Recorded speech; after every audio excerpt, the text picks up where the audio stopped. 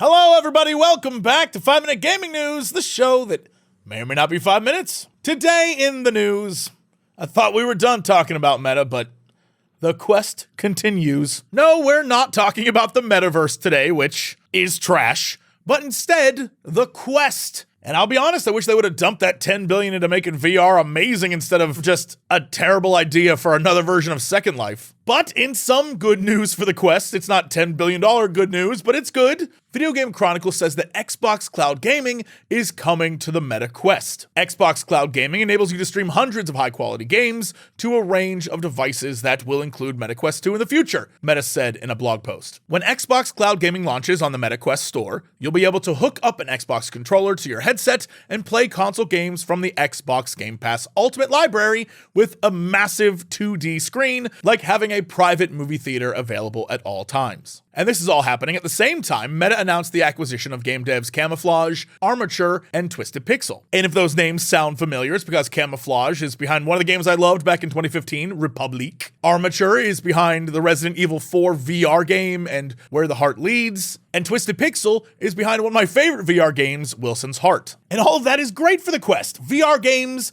made by VR devs who know what the hell they're doing. Xbox is going to be on there now. I'm not going to play Xbox in a headset, but like, options. Hooray for options. But the problem, and it's a meta story, so you knew there was going to be a problem.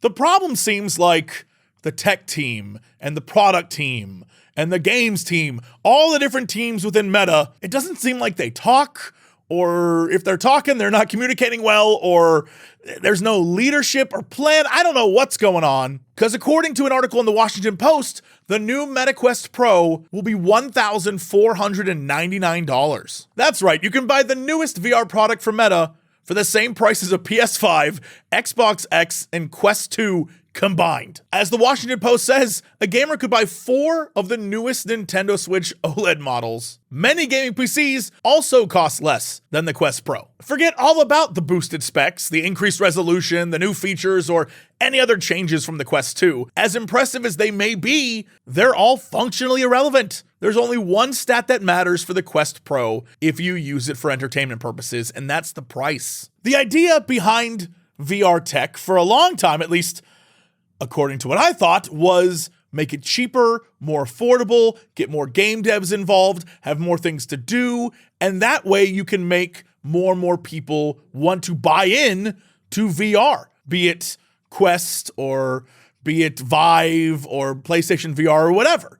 And to have a price point at $1,500 is crazy, especially with PSVR 2 coming. The Post then asks a question that I think is worth asking. So who is it for? They say Meta is bypassing individual consumers to focus on companies instead. If you think of the Quest Pro through the lens of a work productivity device, one that is purchased by corporations for its employees, pre-packed with productivity and collaborative software, instead of as an entertainment platform, the price becomes a little easier to understand. And that's the problem to its core. It goes back to what we were talking about yesterday, that Meta is taking something that is designed for entertainment purposes and trying to businessify it.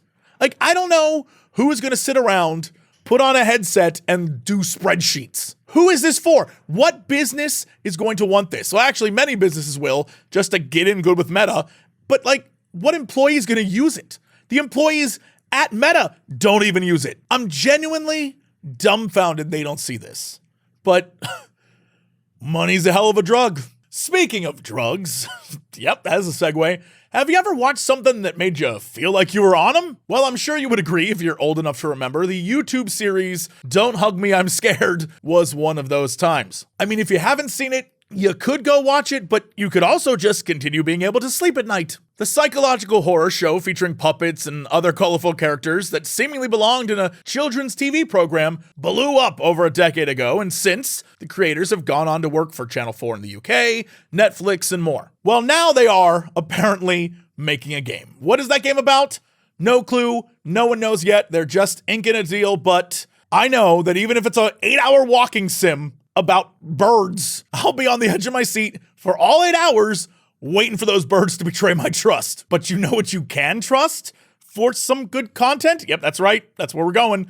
Patreon.com/Jesse Cox, where you can hang out with Josephine Myers, Catherine Blodgett, and Roxa Tank with a C. Anyway, that's it for the show. Thanks so much. See you tomorrow for another episode of 5 Minute Gaming News.